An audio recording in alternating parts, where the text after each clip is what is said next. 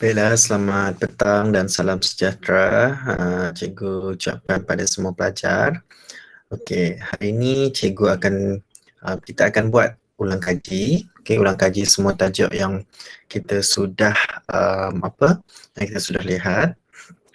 Okey, memandangkan minggu hadapan adalah minggu cuti, okey, sepanjang satu minggu tu. Jadi cikgu akan buat ulang kaji untuk dua tajuk. Okey, ulang kaji dua tajuk ini adalah melibatkan kamu untuk melakukan kerja ataupun tugasan di dalam buku tambahan. Okey, buku tambahan ataupun buku kerja yang dibeli. Okey, jadi hari ini kita akan lihat dua tajuk, yang pertama dan yang kedua. Secara terus, cikgu akan percepatkan dan kamu lihat bagaimana dengan pembatangan ini nanti dan kamu selesaikan tugasan di dalam buku tambahan. Okey, cikgu akan kongsikan slide cikgu. Bukan slide lah, okey, buku teks. Okey.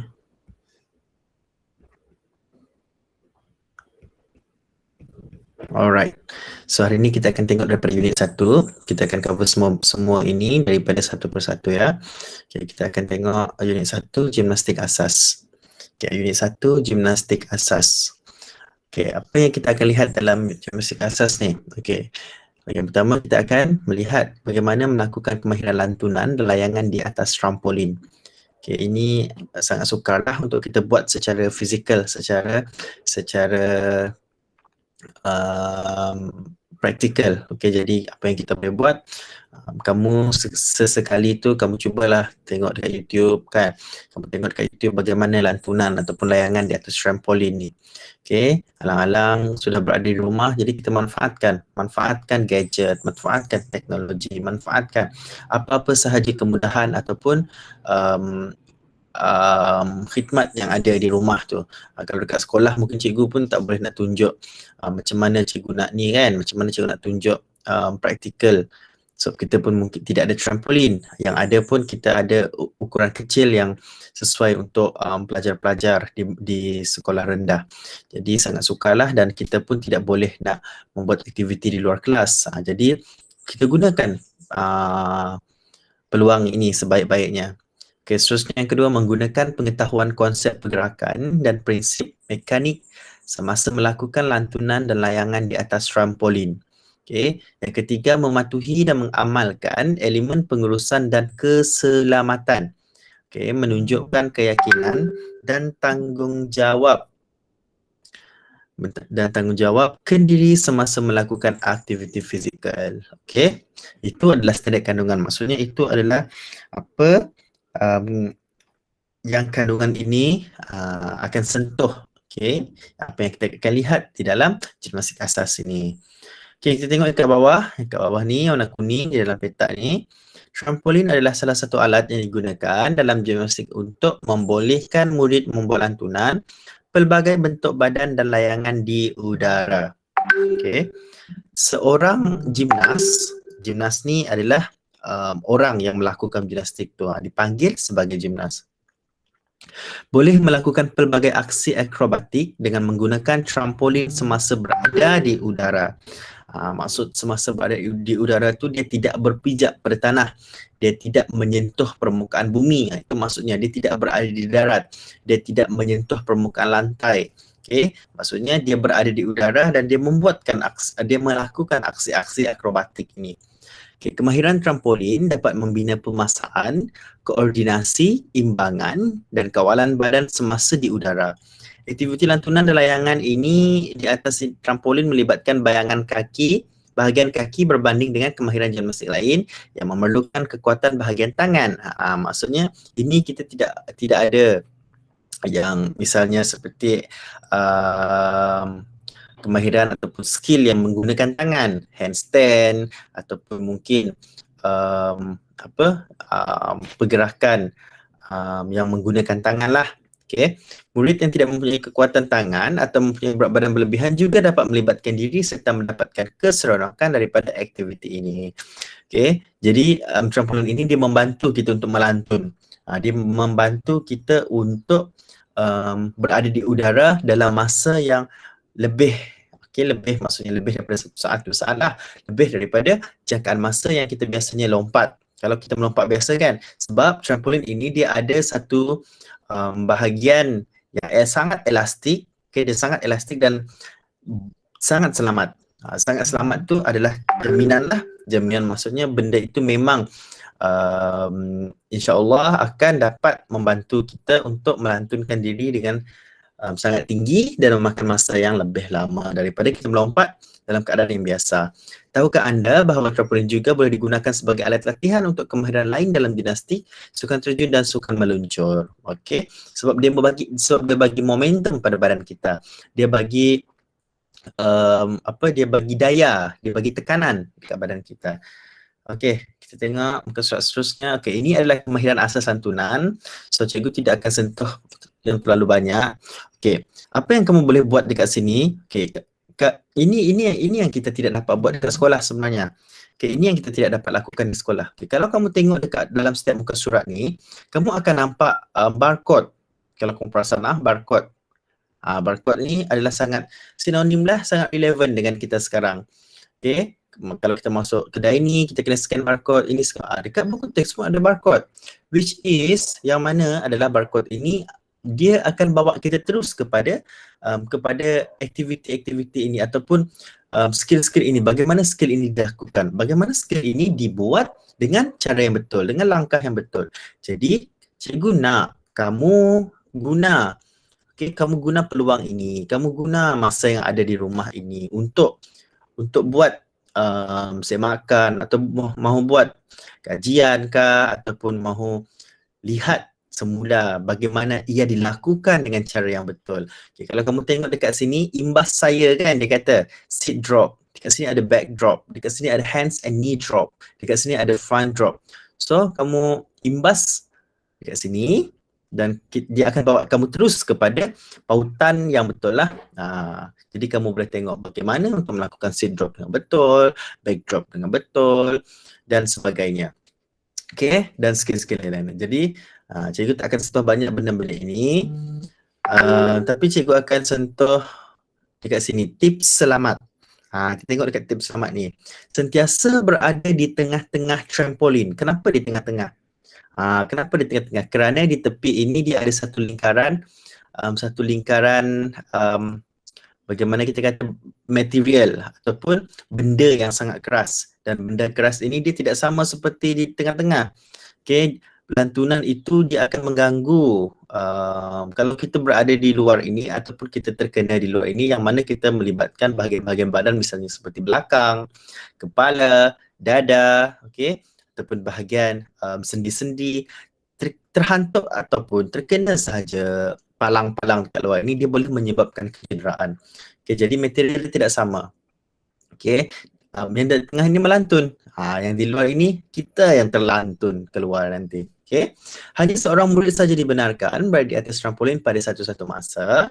Okay, itu logik lah. Jangan cuba melompat terlalu tinggi, kerana apabila kita cuba untuk melompat terlalu tinggi, yang mana kita adalah first timer ataupun kita masih newbie ataupun kita baru nak mencuba, itu yang akan menyebabkan berlakunya gagal untuk menyeimbangkan diri. Bila kita gagal untuk menyeimbangkan diri, kita akan di luar kawalan. Bila di luar kawalan, banyak benda buruk ataupun banyak kemalangan-kemalangan yang tidak diingini akan terjadi. Itu kamu tengok, ini sama saja. Kamu akan tengok semula lompatan, jenis lompatan apa. Okay. Yang ini bukan bawa kawan dia, bukan dia bawa kawan, dia orang yang sama. Maksudnya bila dia berada di udara, itu perlakuan yang dia buat. Ini aksi yang dia buat, skill ataupun kemahiran yang dia ada. Okay, kat sini putaran. Kamu tengok sendiri, kamu tengok semula. Okay.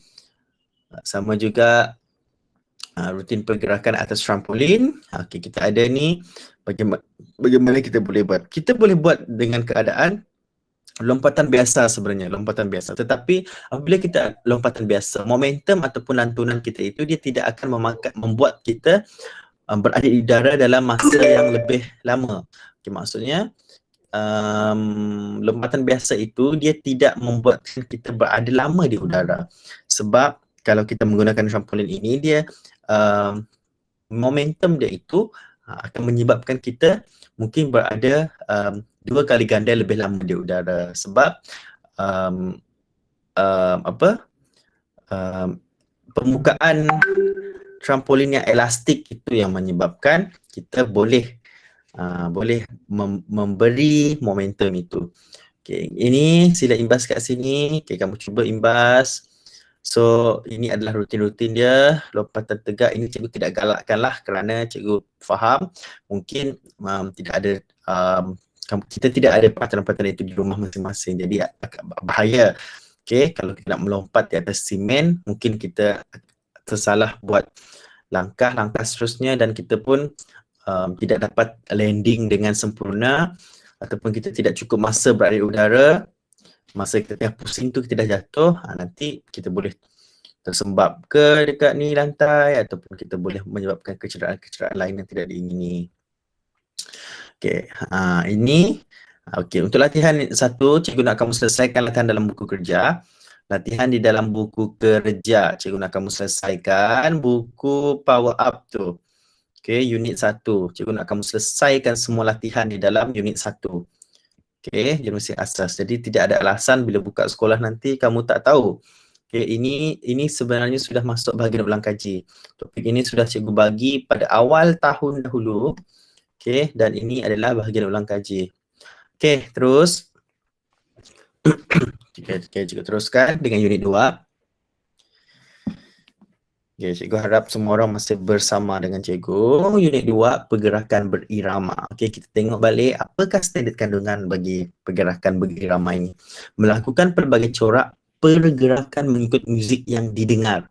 Okay, maksudnya apa muzik yang didengar itu, bagaimana pergerakan yang kita buat. Sesuai tak dengan muzik itu.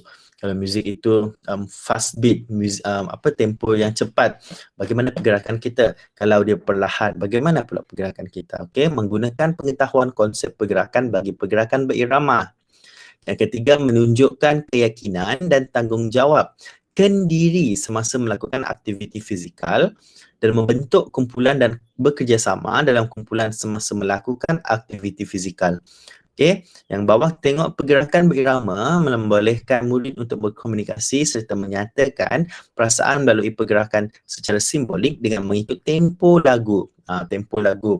Setiap lagu ni dia ada tempo dia sendiri. Lagu jenis yang cepat, yang perlahan ataupun dia sama sahaja ataupun dia ada mix tempo, dia ada bahagian dia cepat, ada bahagian dia lambat, ada bahagian dia laju. Okay. Okay, pergerakan berirama juga mampu meningkatkan personaliti murid-murid di samping meningkatkan sifat-sifat seni dalam diri murid-murid lah. Okay, pergerakan lokomotor bukan lokomotor langkah lurus merupakan elemen penting dalam pergerakan berirama. Tahukah anda apakah perbezaan antara pergerakan lokomotor dan bukan lokomotor? Bincangkan bersama guru. Okey, apakah pergerakan lokomotor? Okey, apakah pergerakan bukan lokomotor? Okey, tengok dekat glosari sebelah. Dekat glosari sebelah dia ada bagi 4. Dia ada bagi 4 apa ni 4 point dan definisi dia sekali. Okay, kita tengok yang pertama, lokomotor. Apa yang dimasukkan dengan lokomotor? Lokomotor adalah pergerakan yang menyebabkan perubahan kedudukan tubuh badan. Contohnya berlari, mencoklang dan melompat. Dia melibatkan pergerakan. Maksudnya ada movement. How am I going to say this? Movement ataupun pergerakan yang kita lakukan pada sendi-sendi kita. Maksudnya dia tidak pegun, okay? Dia tidak statik. Jadi pergerakan ini yang melibatkan perubahan daripada aras rendah, aras tengah, aras tinggi. Maksudnya kita bergerak, okay? Okay, bukan lokomotor, pergerakan yang tidak menyebabkan berlakunya perubahan kedudukan tubuh badan. Contohnya menggilas dan pusing. Ini kita tidak melibatkan perubahan. Tidak melibatkan pergerakan yang besar, yang tidak nampak, yang tidak jelas lah. Tapi kita bergerak. Okay. Okey, seterusnya langkah lurus, tarian yang biasanya dilakukan dengan berbaris dan menari mengikut langkah lurus yang telah dikoreografikan. Okey, contoh langkah lurus ialah grapevine, kickball, change dan jazz box. Konsep pergerakan melibatkan kesedaran tubuh badan, kesedaran ruang, kualiti pergerakan dan hubungan. Okay, kita tengok contoh ini.